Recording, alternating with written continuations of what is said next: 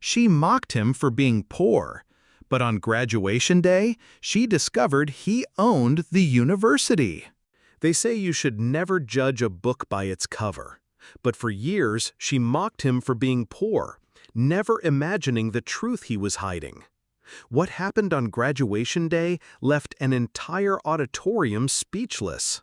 The morning sun poured golden light over the bustling university campus.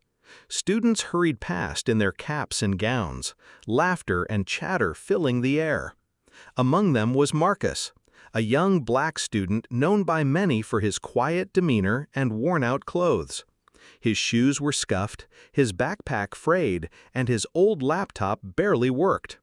To some, he looked like a struggling student trying to scrape by. But Marcus carried himself with quiet confidence, a kind of calm that puzzled people who judged him at first glance. For 4 years, one person seemed to notice him for all the wrong reasons: Claire. Claire was from an influential family, her father a wealthy businessman, her mother a socialite. She wore designer outfits to class, drove a luxury car, and never missed a chance to flaunt her wealth. To her, Marcus was easy to mock. She often made little comments in front of others, asking if he needed spare change for lunch, or if he wanted her old textbooks, since they were probably better than anything he could afford. Her friends laughed along, and Marcus would simply smile, never retaliating. What no one knew was that Marcus had grown up in a very different world than they imagined. His family was not just wealthy, they were among the most influential in the education sector. His grandfather had built a chain of prestigious universities, and his parents had inherited and expanded the empire. Marcus had chosen to attend this university quietly, without revealing his last name, because he wanted to experience college life as a regular student, free from the weight of expectations and the fake friendships that often came with wealth. Over the years, Claire's jabs grew more personal. Once, during a group project, she scoffed at his suggestions, saying, "Maybe focus on passing the class before you start dreaming big." Another time, at the campus cafe, she loudly offered to buy his coffee in front of a long line of students, making it sound like an act of charity. Marcus never let her words rattle him. He knew the truth would come out eventually, but on his own terms. Graduation day arrived with all its pomp and celebration. The auditorium was filled with proud families, flashing cameras, and the smell of fresh flowers. Claire, as usual, basked in the attention, taking endless selfies with her friends. Marcus, dressed in a perfectly pressed gown, quietly took his seat near the stage. When the ceremony began, the university president stepped up to the podium to make a special announcement.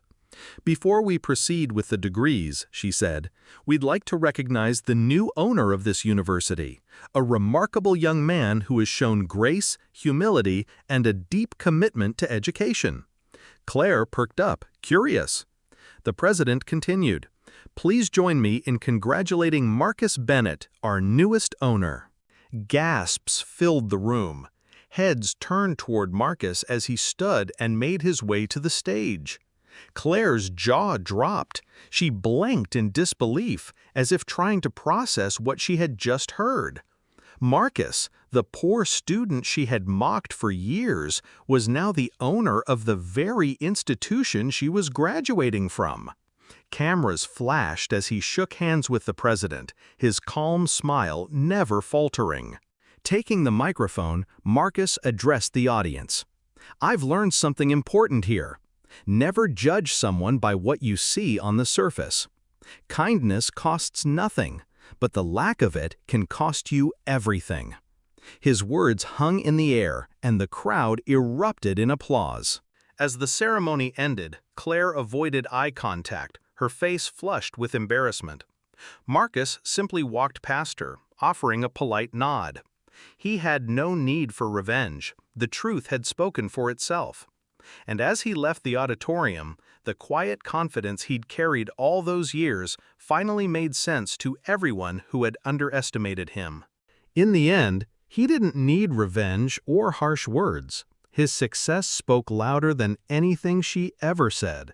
And for everyone watching, it was a powerful reminder that the way you treat people today may determine the story they tell about you tomorrow.